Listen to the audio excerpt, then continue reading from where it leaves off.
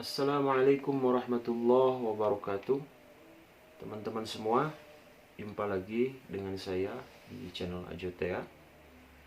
Teman-teman semua, untuk saat ini mungkin sementara waktu saya tidak akan mengupload dulu video-video debat ya, debat apapun itu, baik debat Kristen versus Kristen, Islam versus Kristen gitu kan. Saya akan hentikan dulu itu karena itu istilahnya ada resiko ya yang harus saya tempuh, dan mungkin kebetulan saat ini juga channel Ajotea ini lagi sedikit mendapatkan masalah teman-teman semua ya, jadi mohon doanya supaya cepat selesai.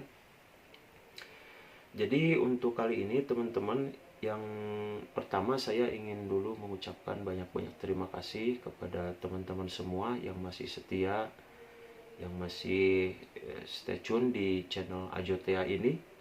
Mudah-mudahan atas kebaikan teman-teman semua yang masih standby di situ, yang masih terus mengikuti channel Ajotea ini, diberikan kemudahan oleh Allah dalam setiap urusannya, kemudian dimudahkan rezekinya serta diberkahkan, panjangkan usianya, selalu sehat walafiat. Kemudian Anda dan keluarganya juga semoga selalu berada dalam lindungan Allah Subhanahu wa taala. Kemudian yang kedua teman-teman, seperti yang saya katakan tadi, saya tidak akan dulu mengupload video-video orang lain gitu ya, atau re-uploader lah gitu, karena itu memang resikonya sangat luar biasa ya.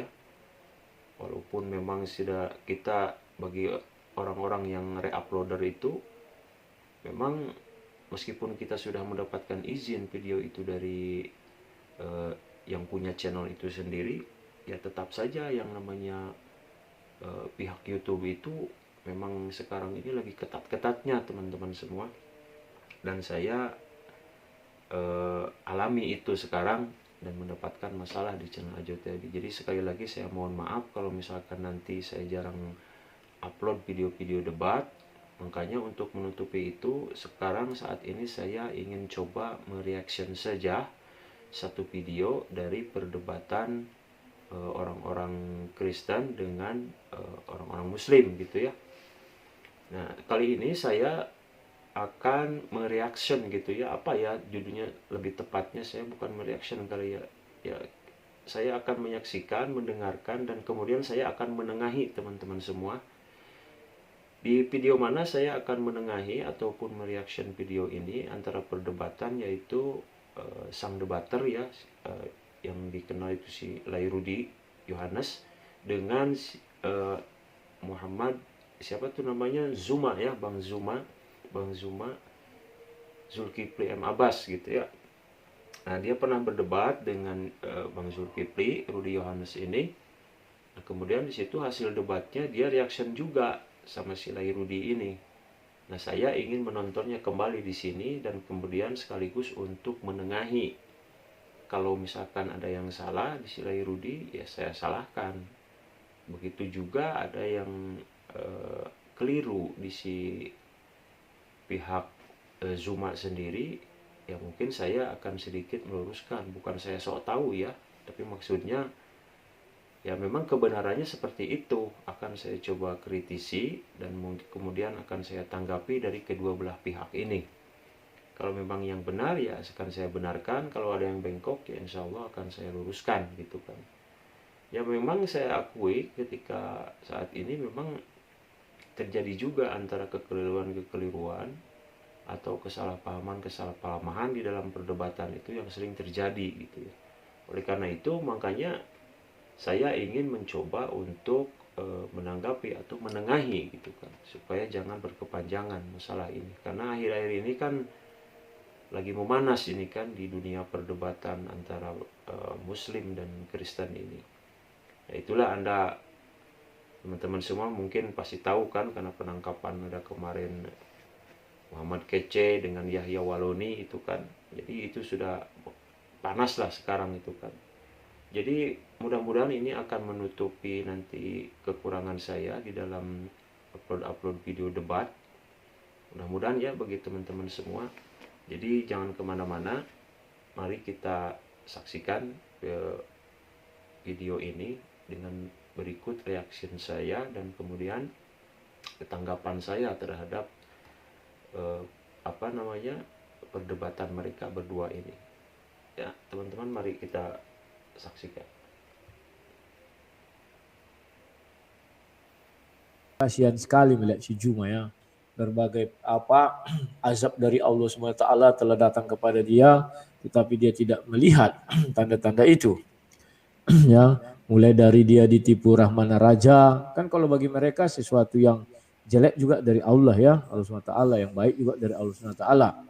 Baru disusul dengan ya berita duka, itu dari Allah juga, diazab dia ya. Karena dia yang bilang kan, si Rudi sudah kena penyakit itu dari azab ya sebelum. Nah, katanya di sini yang bilang katanya Bang Zuma, kata si Lai Rudi di sini ya, yang mengatakan bahwa keburukan ataupun malapetaka ataupun kebaikan itu semua katanya datang dari Allah Subhanahu wa taala katanya. Nah, menurut saya ini sebetulnya tidak benar. Sama bahwa di Islam pun sebetulnya keburukan itu bukan dari Allah kedatangannya. Malah lebih lengkap lagi dalam Islam itu sebetulnya keburukan itu bukan dari Allah, tapi ada dua. Yang pertama dari iblis, dan yang paling utama adalah dari diri kita sendiri, teman-teman semua. Itulah yang disebut hawa nafsu. Jadi kalau iblis itu sebetulnya masih menggoda di luar, keburukan dari luar. Tapi kalau hawa nafsu ini, teman-teman, dia adalah keburukan yang mengganggu dari dalam. Itulah yang disebut hawa nafsu.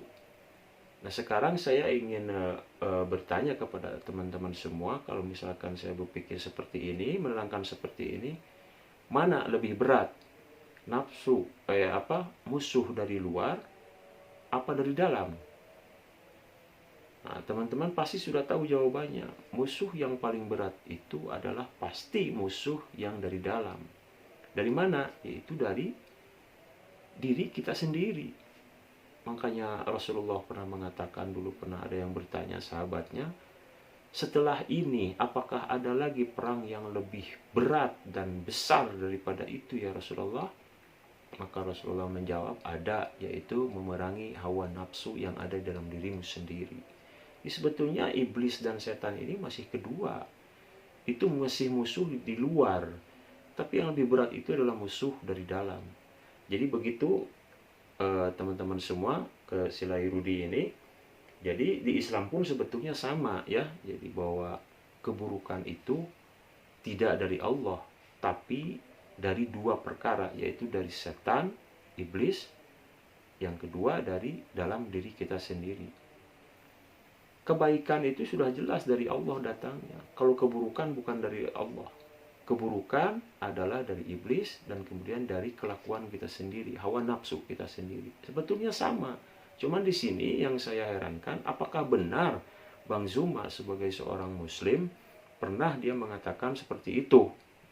Dia kan tadi Silai Rudi bilang mengatakan bahwa dia yang mengatakan itu sendiri katanya kan. Ya artinya kan tujuannya ke si Bang Zuma kan. Katanya bahwa keburukan dan kesesatan segala macam itu katanya semua dari Allah. Nah, itu saya katakan di sini tidak benar gitu ya, bahwa Islam tuh Bang Rudi, bahwa memang Islam juga mengajarkan bahwa keburukan itu hanya datang dari dua. Pertama dari iblis dan kemudian dari hawa nafsu kita sendiri. Allah pasti akan selalu memberikan kebaikan seperti apa yang Bang Rudi pikirkan. Persis sama gitu kan. Cuman kita cari tahu kebenarannya, apakah benar Bang Zuma pernah mengatakan seperti itu? Kita tidak tahu, makanya kita teruskan teman-teman. Azab ya, sebelum meninggal seseorang itu kan, entah istrinya atau siapa ya, itu kan kena sakit, maka kena azab itu menurut dia. Itu menurut dia ya, bukan menurut saya. Kalau kita kan iblis lah yang memberikan kita penyakit. Tuhan tidak akan mau memberikan kita penderitaan ya, iblis yang berusaha terus menerus agar Tuhan dipersalahkan, dan mereka sukses kawan. Kalian lihat kalau ada satu kecelakaan orang mati dibilang ini sudah kehendak Allah bagi mereka kan. berarti Allah itu tidak suka melihat dia kan, maka dibuatlah dia tabrakan, misalnya mati itu dari Allah, misalnya orang mati bunuh diri juga dari Allah, pokoknya semua dari Allah ya. Allah. Nah, ini salah Bang Rudi ya. Bahwa tidak semua dari Allah. Kita tidak punya ajaran seperti itu. Keburukan semua datang dari diri kita. Yang kedua dari iblis. Atau bisa dibalik deh. Yang pertama dari iblis boleh, itu yang mengganggu dari luar. Yang kedua tadi saya sudah katakan, itu dari hawa nafsu kita sendiri ya. Jelas. Pokoknya itulah merekanya, kita tidak perlu urusi. Kalau kita, Allah itu memberi sesuatu yang baik-baik saja, yang jahat itu dari iblis ya kawan-kawannya. Karena misi iblis kawan. Ya, benar. Itu yang maksud saya. Jadi yang baik-baik itu adalah datang dari Allah Subhanahu wa taala. Dia ingin Allah itu menjadi bahan caci makian manusia. Ya. Itulah sebabnya selalu saya katakan kepada orang Kristen, jangan kau kalau misalnya ada berita duka atau ada sesuatu yang susah, kamu langsung mengatakan, Tuhan mengapa kau lakukan ini kepadaku? Mana mau Tuhan melakukan itu kepada kau, siapa kau? Kalau Tuhan mau melakukan, sejak Adam dan Hawa sudah dimatikannya Adam dan Hawa ya. Tetapi karena Adam cinta, sehingga tidaklah seperti itu ya kawan-kawan ya. Nah, kawan-kawan, kita saksikan dulu bagaimana jeritan hati si Zuma ini ya kawan-kawan ya. Ya, saya sih Nah, ini sedih juga katanya melihat kan dia nih jeritan kawan. hati. Semenjak beberapa minggu ini, beberapa bulan ini dia mulai kelainan jiwa, wajar. Apa yang tidak ada terjadi dibalik-balikkannya semua kata ya. Lidahnya itu bercabang, manis. Nah, nanti coba kita buktikan benar enggak bahwa dia ada kelainan jiwa. Katanya kan Bang Zuma itu dikatakan ada kelainan jiwa, ada kelainan jiwa sama si Lairudi ini. Dari segi manakah dia bisa menilai bahwa si Bang Zuma ini ada kelainan jiwa katanya? Apa sih sebetulnya yang dia katakan? Mari kita dengarkan teman-teman. Dan ya seperti kita lihat pendukungnya kayak CMC juga senang, tertawa. Tanpa sadar CMC kan mengambil keuntungan dari kegoblokannya si Zuma ini. Semakin goblok si Zuma, CMC makin senang. Dan ya kita lihatlah si HMC ya, bahkan mengatakan aku selalu berhitung tentang uang dia kan. Wah, donaturnya si Rudi sudah pergi, penontonnya sudah pergi. Penontonku tidak akan pernah pergi karena mereka setia ya. Donaturku pun juga tidak ada yang pergi, malah bertambah ya. Nah, kawan-kawan, yang saya herankan dari orang ini, kenapa harus itu yang mereka giring? Karena mereka tahu kawan, faktor ekonomi lah yang sering membuat orang menjadi murtad ya. Kenapa? Mereka berpengalaman mengenai hal murtad hanya dikasih Indomie. Kalau di Kristen mana ada orang dikasih Indomie murtad? Kelas orang Kristen itu udah kelas tinggi kawannya. Kalau kelas mereka kan dari dulu kala sampai sekarang kan kelas budak. Ya, Hagar itu budak, maka ya kelas-kelas budak lah dikasih Indomie saja misalnya kan. Kata mereka yang bilang bukan saya. Sudah nanti murtad Indomie. Nah, di sini yang saya nggak ngerti, yang dimaksud mereka itu siapa? Kan sudah jelas kan mereka, karena dia sedang berdebat dengan si Zuma, dengan si Bang Zuma, artinya berarti mereka itu kan Muslim gitu ya, Muslim. Salah lagi, maksudnya di sini sudah terbiasa dengan perbudakan katanya dahulu. Hajar katanya dulu adalah budak juga. Inilah segala macam, jadi dianggap bahwa Islam itu memang adalah sudah terbiasa dengan perbudakan katanya kan. Apakah itu benar apa tidak gitu? Katanya bahwa dia di Kristen pun katanya justru dia yang merasa yang paling tinggi, baik itu pemikirannya, derajatnya, segala macam gitu ya. Nah, nanti kita buktikan apa seterusnya. Misasi gitu kan. Terkenal jadinya merek gitu ya kawan-kawannya. Nah, jadi kawan-kawan, inilah yang menjadi keprihatinan kita bersama. Kalau bisa ada yang dekat Zuma, sarankanlah dia supaya ke psikiater ya. Karena saya lihat makin hari makin sarafnya terganggu ya.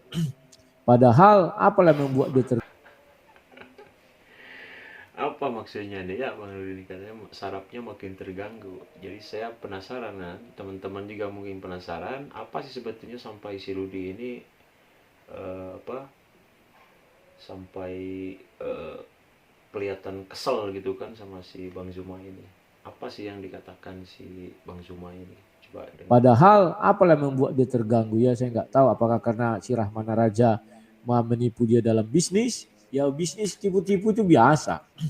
Tidak usah pala stres kan demikiannya. Ataukah karena seluruh orang mengambil keuntungan dari dia, diundang dia ke room-room channel-channel muslim, dia kira dia di sana dielulukan padahal hanya untuk dipertontonkan kebodohan dan ketololannya. Seluruh dunia mentertawakan dia kawan. Ya. Baik muslim maupun Kristen ya. Benar nggak kira-kira ini seluruh dunia mentertawakannya? Penasaran? Nah, coba dengarkan terus. Kenapa saya katakan muslim mentertawakan dia? Ya, mana ada dalam catatan sejarah dunia orang muslim berdebat dengan orang Kristen. Terus orang muslim bertanya Al-Quran kepada Kristen. Orang Kristen bertanya Bible kepada muslim. Itu kan sama dengan Jaka Sembung bawa goblok, gak nyambung golok. Memalukan. Benar juga. Makanya dia ketawa kan seperti itu. Kalau berdebat itu katanya, kata si Ray Rudi ini, nggak mungkin lah saya orang Kristen bertanya tentang gimana ya tadi maksudnya. Jadi kalau berdebat itu katanya, kalau saya bertanya harus tentang Al-Quran, maka menjawabnya ya harus dengan Al-Quran juga. Jadi jangan saya bertanya tentang Al-Quran, kemudian dijawab dengan Bible ataupun Alkitabnya si Rudi. Nah, itu katanya, jadi kesannya itu seolah-olah tidak pede dengan kitab Al-Quran itu sendiri ke si Bang Zuma gitu maksudnya kan. Dan kemudian ketika si Bang Zulkifli bertanya tentang masalah Alkitab, ya si Rudi juga harus menjawab dengan Alkitabnya. Begitu yang diinginkan oleh si Rudi itu. Sebetulnya gitu kan. Tapi ketika ada tanya jawab tentang masalah Al-Quran, perkiraan si Rudi ini bahwa si Bang Zuma ini tidak mampu menjawab dengan kitab Al-Qurannya sendiri. Jadi dia seolah-olah ya dianggap bodoh lah, dianggap meracau gitu kan, kok jawabnya dipakai jawab ke Bible, ke Alkitabnya si Rudi gitu kan. Jadi di sini menurut si Rudi nggak masuk akal ya. Oke, coba kita dengarkan lagi. Dia pergi ke tingkat akademisi manapun tidak akan bisa dibawa. Kalau dia lulusan sarjana dan saya bilang, kalau saya rektornya bunuh diri saya di hadapannya. Ternyata saya mendidik orang menjadi goblok, ya kan? Inilah kualitas dari lulusan kami, orang jadi goblok, kan demikiannya. Oke, saya putarkan dulu apa cerita si Zuma ini. Yang Tuhan telah firmankan dari sejak manusia pertama Adam alaihissalam sampai nanti kepada manusia di akhir zaman. Dia pede kali katanya manusia pertama Adam. Apa dia yakin itu di dalam iman dia bahwa manusia pertama Adam? Kalian yakin? Saya sering berdebat dari zaman 2008 sampai sekarang. Nah, di sini katanya Bang Zuma tadi mengatakan kan, kalian dengar sendiri bahwa Nabi Adam itu adalah manusia pertama yang diciptakan. Terus Rudi menjawab, apakah Anda yakin? Apakah kawan-kawan yakin, katanya kan? Di sini saya ingin menengahi, oh memang di dalam Al-Quran pun sudah dinyatakan oleh Allah Subhanahu wa Ta'ala dalam surat Al-Baqarah itu ya, yang ini ja'ilun fil ardi khalifah, itu kan. Jadi sebenarnya khalif itu artinya yang mengikuti. Jadi memang harus kita akui ya, bisa jadi gitu kan, bahwa memang sebelum Nabi Adam itu ada makhluk-makhluk lain sebelum Nabi Adam diciptakan. Ya jadi kita harus yakin, kita sepakat dengan si Rudi kalau misalkan dia merasa tidak yakin. Tadi kan jawabnya dia, apakah kawan-kawan yakin bahwa Adam itu adalah makhluk yang pertama diciptakan oleh Allah? Nah kita kan harus mengetahui ke dalam kitab kita sendiri bahwa memang Al-Quran itu menyatakan secara ayatnya, kalau secara teksnya kita baca, itu akan artinya biasa-biasa saja sebetulnya gitu kan. ketika Allah berkata kepada malaikat-malaikatnya gitu kan, kami akan menjadikan khalifah di muka bumi ini. Kemudian ayat seterusnya dia mengatakan, apakah engkau akan menciptakan makhluk yang akan menumpahkan darah, katanya kan. Padahal sebelum itu kami telah memahasucikan engkau. Ini kan artinya berarti bahwa sebelum Nabi Adam itu ada makhluk-makhluk yang sudah diciptakan oleh Allah. Nah makanya nanti terusannya ini gimana coba ya. Orang-orang muslim yang kritis, orang-orang muslim yang saya berbeda pandangan dengan si Zuma ini. Bukan Adam katanya manusia pertama diciptakan. Ada sebelum Adam. Cuma kita nggak tahu siapa ya. Mereka itu selalu begitu. Dan kalian pun pasti tercengang. Yang diciptakan pertama sekali oleh Allah SWT adalah pena. Ya kan? Kalian bingung kan, bukan langit dan bumi, pena kawan. Kalian carilah searching itu ya. Ya, kita lanjutkan saja ya.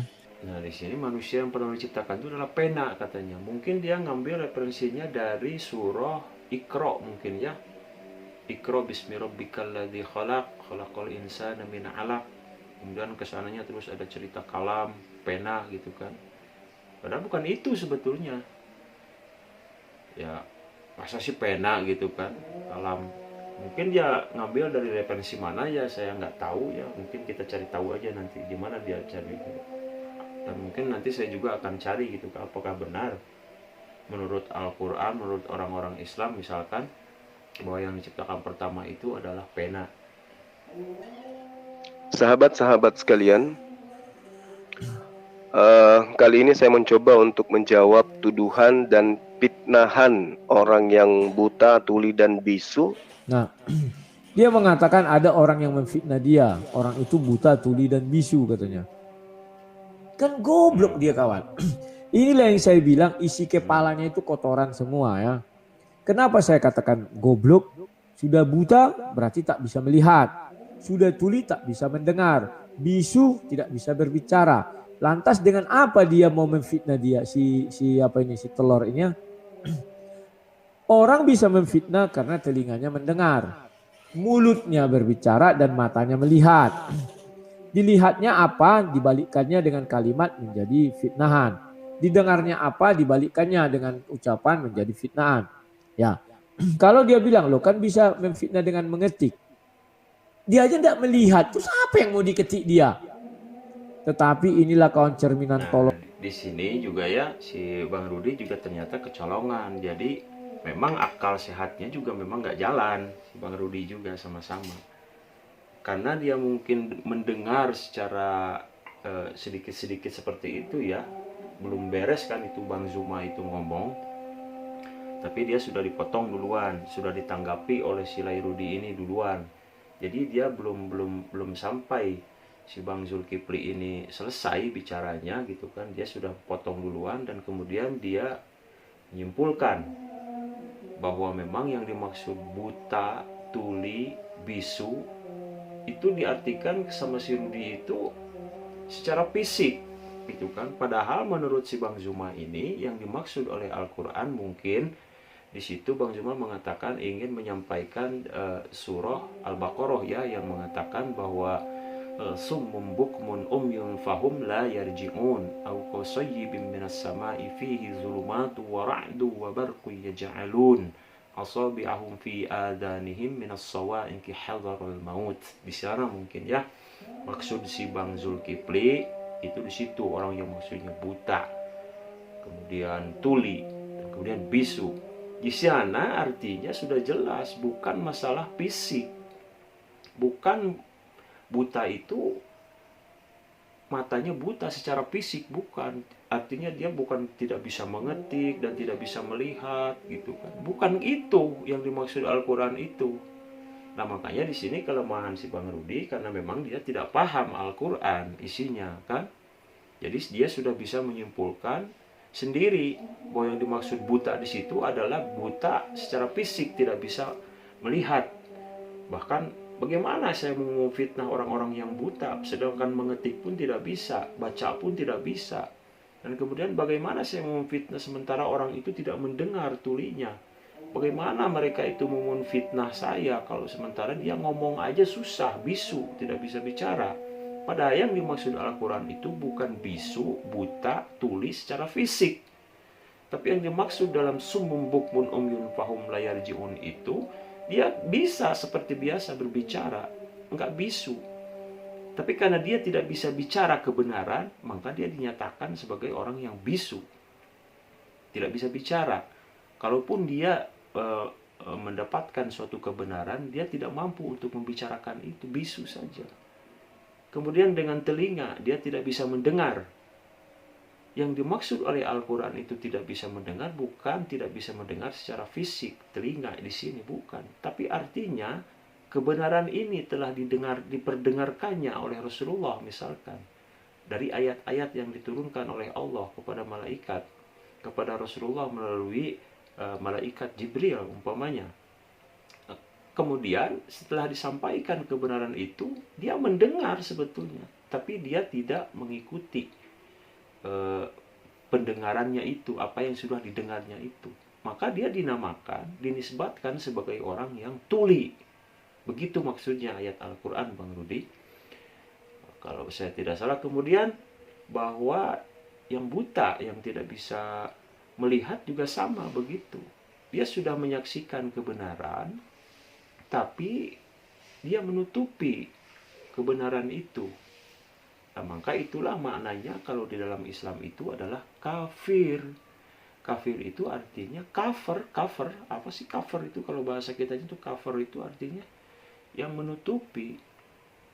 Dia sudah tahu kebenarannya ada di dalam, tapi kemudian dia tertutup atau ditutupi. Itulah istilahnya kafir, tidak bisa menerima kebenaran. Meskipun dia secara fisik bisa melihat, bisa mendengar, dan kemudian bisa berbicara. Tapi kalau dia tidak bisa menerima kebenaran dari Allah Subhanahu wa taala, maka dia dinyatakan buta, bisu, dan tuli. Akut itu ya, bangga jadi orang tolol itu satu anugerah. Dan ya biasa, orang tolol itu banyak yang menyenangi. Kalau orang pintar, otak orang tidak akan sanggup menyelamnya, paling hanya mengagumi, oh iya dia pintar. Tetapi pengikutnya banyak, orang tolol itu lebih banyak pengikutnya kawan. Ya, kalian bisa saksikan siapa lebih pintar antara manusia-manusia zaman dulu itu ya, antara ini aku nggak bicara tentang Islam dulu ya, antara Nabi dengan pengikut Nabi, siapa yang lebih pintar. Kalau dibilang Yesus ya Yesus kan karena Tuhan, maka murid-muridnya yakin kalah mereka untuk ilmu pengetahuan. Tapi Nabi, contoh Nabi, katakanlah Nabi Kristen, si A lah misalnya, atau si M lah gitu kan. Dia tidak bisa baca tulis Nabi Kristen ini. Masa lebih pintar daripada pengikutnya yang katakanlah brilian otaknya ya, nggak mungkin lah. Seluruh Nabi di dalam Bible itu dia lebih pintar daripada pengikutnya ya. Tidaklah seperti yang goblok-goblok itu nggak bisa jadi Nabi dalam Kristen kawan. Saya belum temukan satupun Nabi goblok di dalam Kristen. Ya. Saya sudah bolak-balik, tak temu saya Nabi goblok di dalam Kristen ya. Lanjut kawan-kawan ya. Mungkin ini artinya kalau dia tidak menemukan nabi-nabi goblok di dalam umat Kristen, yang bisa ditemukan itu adalah nabi-nabi di dalam Islam. Mungkin maksudnya seperti itu ya. Ya kalau saya salah duga ya tolong maafkan saya. Ya tapi arahnya ya memang ke sana gitu kan. Bahwa yang memang goblok-goblok itu adalah nabi dalam Islam. Contohnya dia tadi pernah menyinggung, tadi dia singgung bahwa memang tidak bisa tulis dan baca. Padahal kalau mau menjelaskan bahwa yang pengertian ummi itu sebetulnya bukan bodoh atau tidak bisa baca tulis ya, atau buta huruf, bukan. Ummi seperti teman-teman pernah mendengar bahwa memang ummi itu sebetulnya maknanya bukan bodoh. Bodoh itu sebetulnya menurut bahasa Arab itu adalah jahil. Jahil itu bodoh. Lalu kenapa ummi diartikan buta huruf, tidak bisa baca dan tulis? Ummi itu kan sebetulnya ibu, maknanya tuh ibu. Ya, di sini jangan salah makna makanya. Karena Bang Rudi ini mungkin tidak tahu maknanya dalam secara keseluruhan tentang masalah Al-Quran dan sejarah Rasulullah, misalkan SAW, bahkan mungkin bahasa Arab pun tidak bisa, dan dia pernah menyatakan sendiri dia tidak pintar bahasa Arab. dia juga tidak mau istilahnya menafsirkan sembarangan Al-Quran. Jadi dari sisi positifnya juga saya mengucapkan terima kasih kepada si Lairudi ini karena mau mempelajari, mau membuka Al-Quran. Karena pernah juga di satu video yang lain bahwa si Lairudi ini pernah menyatakan juga bahwa nanti suatu saat nanti katanya yang akan percaya kepada Al-Quran itu dari orang Kristen itu hanya saya satu-satunya katanya. Sementara Anda sendiri orang-orang Islam tidak pede dan tidak percaya kepada kitab sucinya sendiri. Itu mungkin dulu yang pernah dikatakan si Lairudi ini. Jadi Umi itu sebetulnya ibu pengertiannya. Lalu kenapa bisa diartikan buta huruf, tidak bisa baca dan tulis? Kenapa seperti itu? Ya karena disinilah kekurangan kita karena ketidakpahaman dari bahasa Arabnya. Umi itu kan ibu sebetulnya. Ya kan? Cobalah kalian pikir-pikir kembali. Makanya di sini, jadi Nabi diturunkan ke sana itu ke orang-orang Arab, khususnya dulu di tanah Arab itu, di Jazirah Arab itu. Pada saat itu si umat-umatnya itu memang keadaan bodoh, jahiliyah kan, masa jahiliyah namanya juga. Jahiliyah itu ya zaman kebodohan.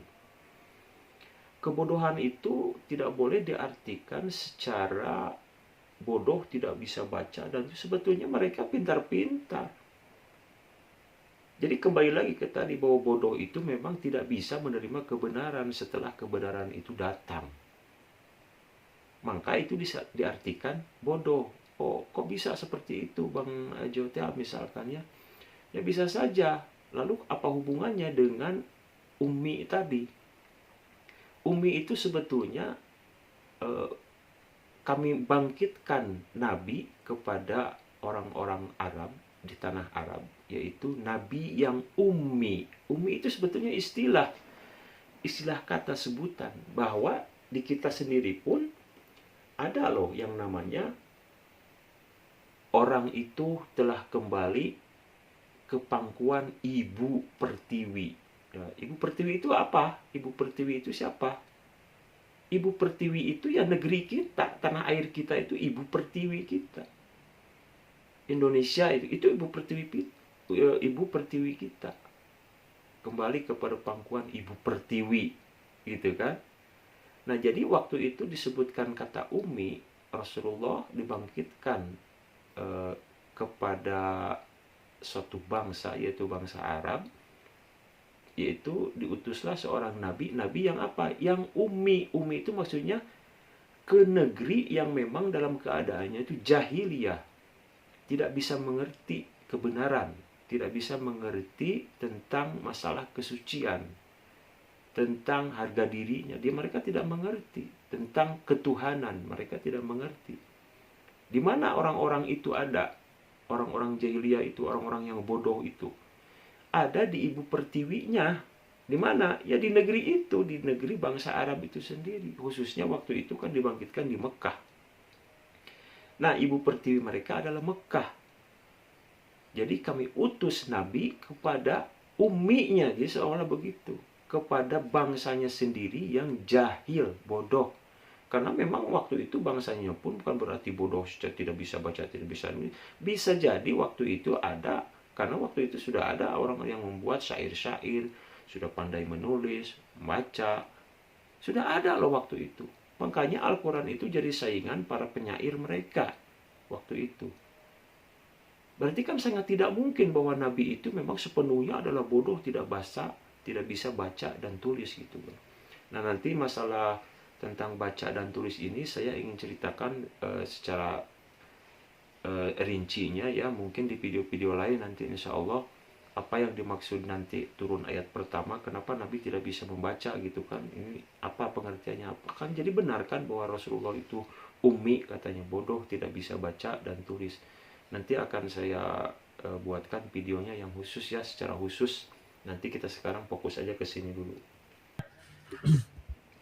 Lanjut. Tentang Al-Quran di mana ditambahnya lagi sudah buta, tuli, bisu tentang Al-Quran.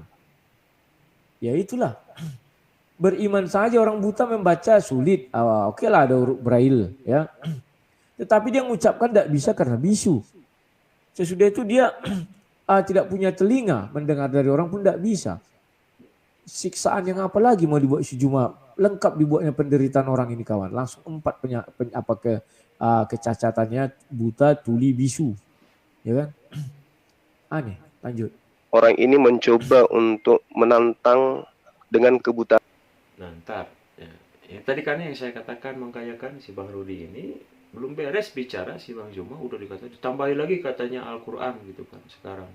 Lalu bagaimana orang buta dan tuli bisu bisa membaca kebenaran Al-Quran? Ya maksudnya bukan buta itu, bukan buta secara fisik ya. Ya tadi yang saya seperti yang saya sudah jelaskan ya tadilah begitulah maknanya kan. Artinya ya butanya buta bisa melihat tapi mereka tidak bisa membaca kebenaran itu. Situ maksudnya. Jadi si Bang Rudi juga di sini udah salah sangka ya kepada, karena dia tadi belum mendengar sepenuhnya dari sini. Jadi seharusnya jangan dulu menyimpulkan si Rudi ini. Yang mengatakan bahwa jika ada ayat atau dalil di dalam Al-Quran yang memerintahkan sunat. Nah, mana bisa orang buta menantang orang? Bagaimana jalannya gini-ginilah dia menantang. Apalagi sampai berdebat. Kalau seorang yang menantang dia itu buta, bagaimana dia bisa bertanya? Ya, karena dia sudah paham isi kitab suci mereka, sudah mengerti. Nah, kan tetap si Rudi ini tetap menyangka bahwa yang dimaksud buta itu adalah buta secara fisik, bisu secara fisik, tidak bisa mendengar secara fisik, tuli gitu kan. Padahal bukan itu maknanya. Artinya buta hati gitulah. Dia punya hati tidak merasa. Kan gitu ada istilah gitu kan. Dia punya mata tapi tidak bisa melihat. Semut di seberang lautan jelas kelihatan. Gajah di pelupuk mata tidak kelihatan. Nah itulah yang maknanya buta gitu kan. Di kesalahan yang jauh dari sana, wah kelihatan. Tapi kebenaran yang ada di pelupuk mata sendiri dia tidak bisa melihatnya. Itulah yang dimaksud buta gitu. Atau sudah tahu, maka dia bertanya. Kan tidak salah, namanya debat bertanya kan tidak salah kawan. Ya kalau nggak mau ditanya jangan berdebat. Ya, kalau nggak mau siap untuk ditanya ya sudah. Jangan suka bilang kitab suci kalian paling hebat, paling sempurna, tidak diedit-edit. Kan begitu kawan, slow lah. Kayak orang Kristen yang kitab sucinya sudah lengkap pun malah diakui mereka nggak lengkap. Pan sudah lengkap kali, tebal lagi kawan. Isinya berapa puluh ribu ayat. Dibandingkan dengan yang hanya ribuan, mengaku-ngaku yang ribuan lebih lengkap daripada yang puluhan ribu. Makanya gue bilang isi kepala di mana? Oke, ya. Ini Isi kepala itu. Bang Jumani ngomong apa lagi katanya?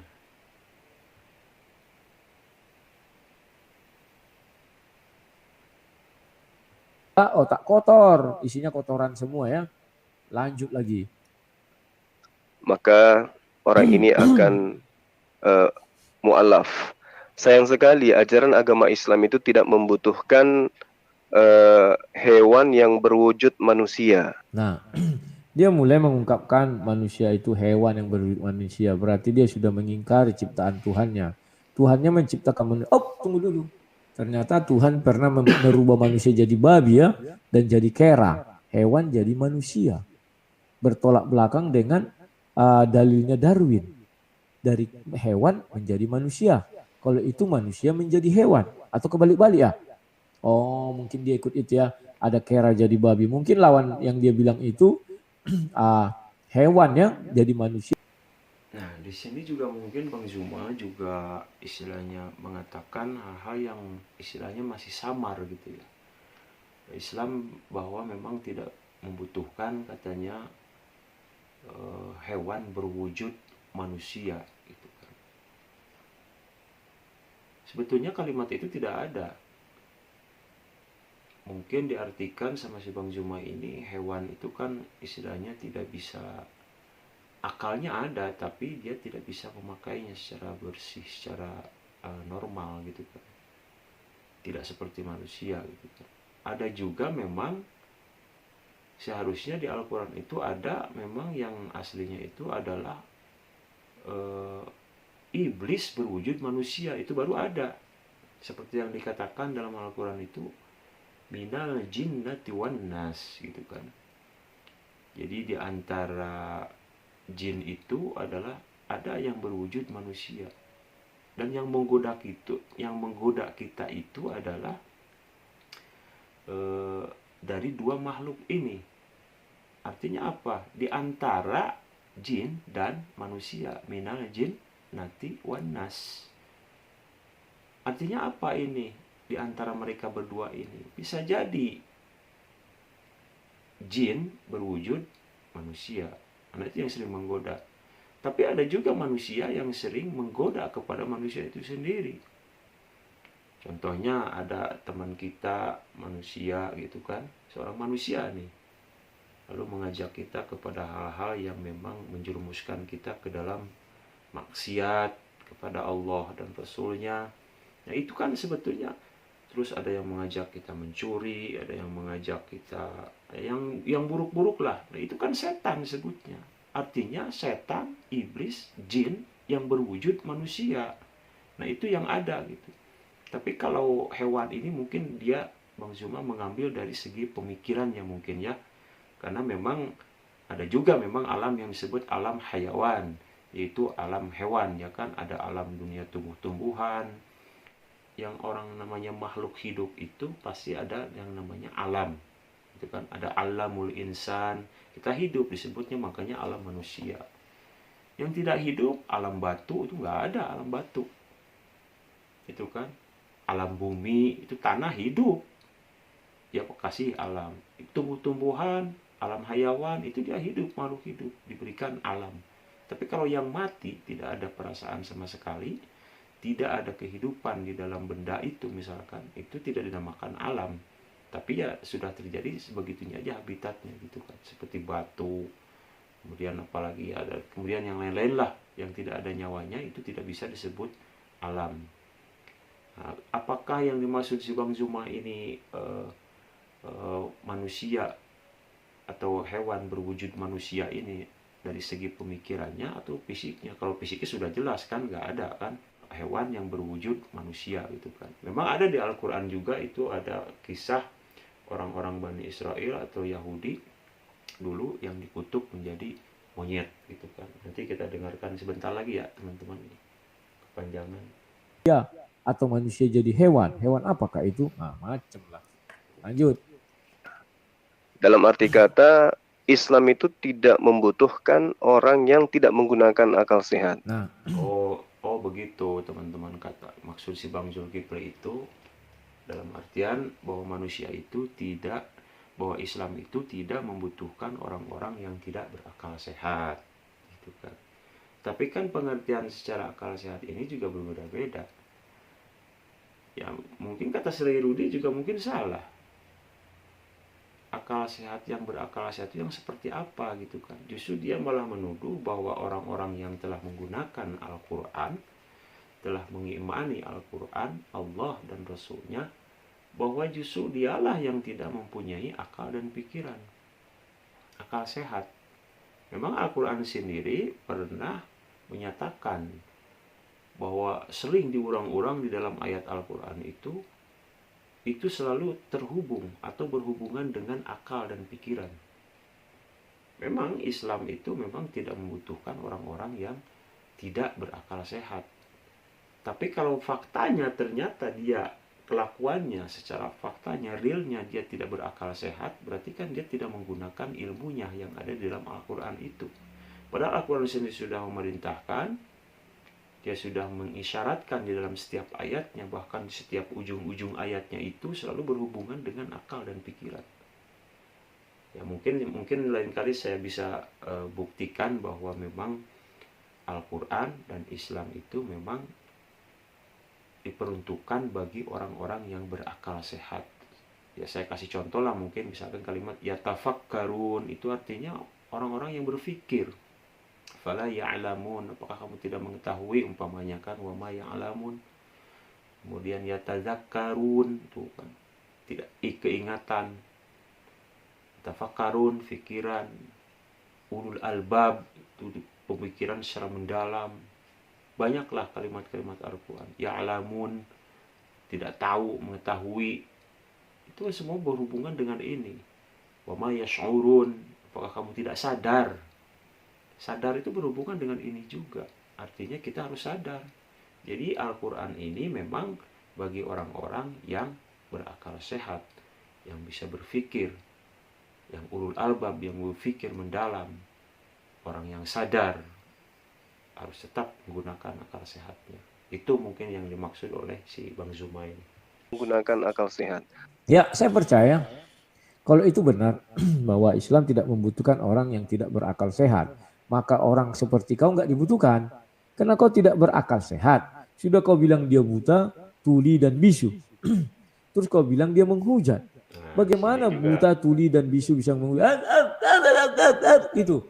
Apa isi hujatannya? Coba lu. Dan si Lairudi juga nggak boleh mengatakan bahwa si Bang Zuma ini belum tentu berakal sehat, katanya kan. Justru ya dia setuju bahwa Al-Quran itu, Islam itu tidak membutuhkan orang yang berakal sehat. Saya setuju, kata si Lairudi kan. Ya, tapi itulah contohnya lu, katanya kan. Bisa karena diartikan begitu kan. Nah, itulah contohnya kamu. Bahwa kamu itu tidak berakal sehat gitu kan. Masa orang bisu bisa itu kan tidak berakal sehat. Dia tetap masih menuduh bahwa diartikan secara fisik. Jadi di sini di mana yang benar, mana yang salah? Sudah jelas si Lairudi salah mengartikannya, gitu kan? Karena si Bang Zuma ini tidak didengarkan secara utuh. Karena yang dimaksud si Bang Zuma ini begini, tapi si Lairudi mengartikan secara fisik. Nah, disinilah bahwa memang perdebatan itu, yang satu tidak mengerti Al-Quran, yang satunya memang belum sepenuhnya juga memahami tentang Alkitab. Alkitab si Lairudi umpamanya ya. Ya, padahal menurut saya si Bang Zuma ini ya cukup lumayan tahu lah gitu kan. Karena kan saya berkata seperti ini, kata menurut si Lairudi, menurut Alkitabnya sendiri, karena memang kan dia seolah-olah sok tahu gitu kan. Walaupun si Bang Zuma sendiri mengatakan bahwa itulah kebenarannya kan. Saya mengatakan secara teksnya aja yang tertulis di situ. Kenapa Anda tidak mengakui umpamanya begitu kan. Tapi tetap kan bagi si Lairudi ini bahwa Anda itu katanya sok tahu gitu kan. Makanya dia beralasannya seperti itu. Udahlah, kalau memang mau bertanya tentang kalau kita mau berdebat, ya tanyalah tentang Alkitab kepada saya. Nanti saya akan bertanya kepada orang Islam itu tentang Al-Quran. Maka jawablah dengan Al-Quran. Tapi kalau misalkan dia menjawabnya dengan Alkitab saya, nah itu sangat tidak masuk di akal, kata si Lairudi. Apa isi hujatannya? Coba. Ya. Oh, dia menghujat lewat tulisan. Orang dia buta. Apa yang mau dia tuliskan, melihat aja dia nggak tahu. Oh, dia kan mendengar cerita orang. Orang nggak bisa dia mendengar. Telinganya. Nah, tetaplah teman-teman. Dia masih tetap mengartikan seperti itu. Buta secara fisik. Jadi memang jelas Lairudi ini memang tidak mengerti gitu kan. Dan ini yang saya maksud.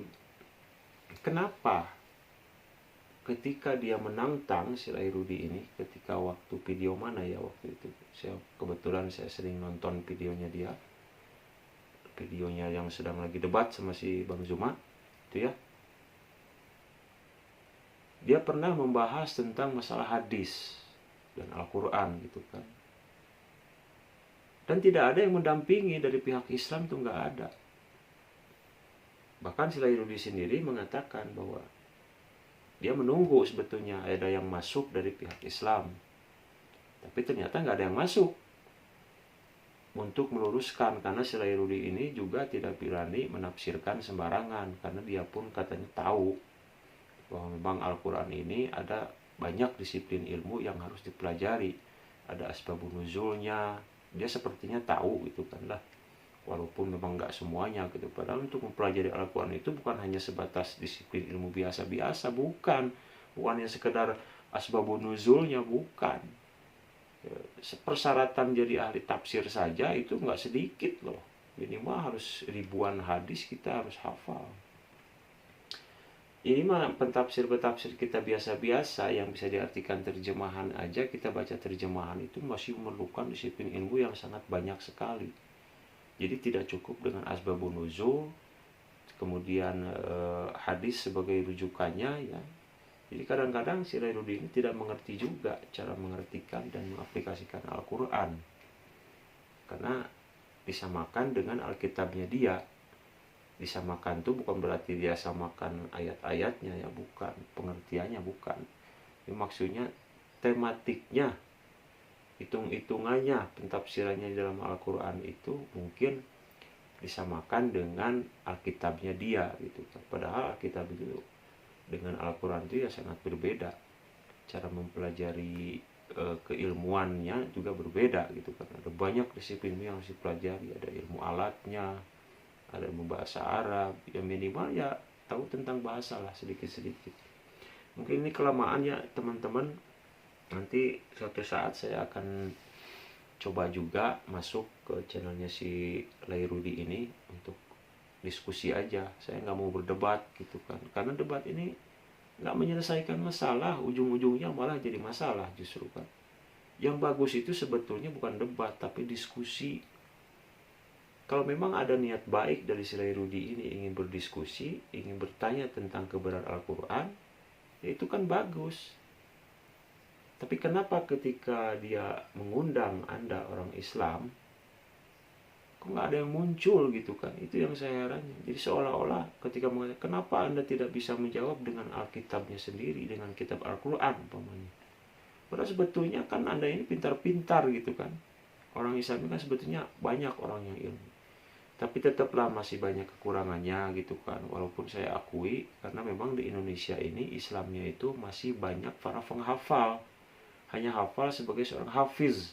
Hafiz Al-Quran itu aslinya baca di ayat pertama Bismillahirrahmanirrahim sampai An-Nas, itu sampai hafal di luar kepala, itu hafiz namanya.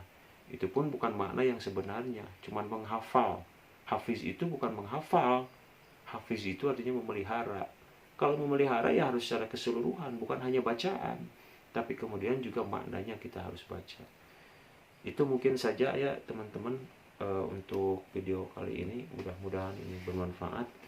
Nanti insya Allah lah kedepannya akan saya teruskan. Ini sudah 54 menit lebih ya, ini sedikit tambah mengisi kekosongan video-video karena saya nggak bisa mendownload atau mengupload video-video orang lain ya. Jadi mudah-mudahan ini istilahnya mengisi kekosongan itu. Mungkin lain kali teman-teman saya ucapkan sekali lagi terima kasih. Nanti kita teruskan kembali.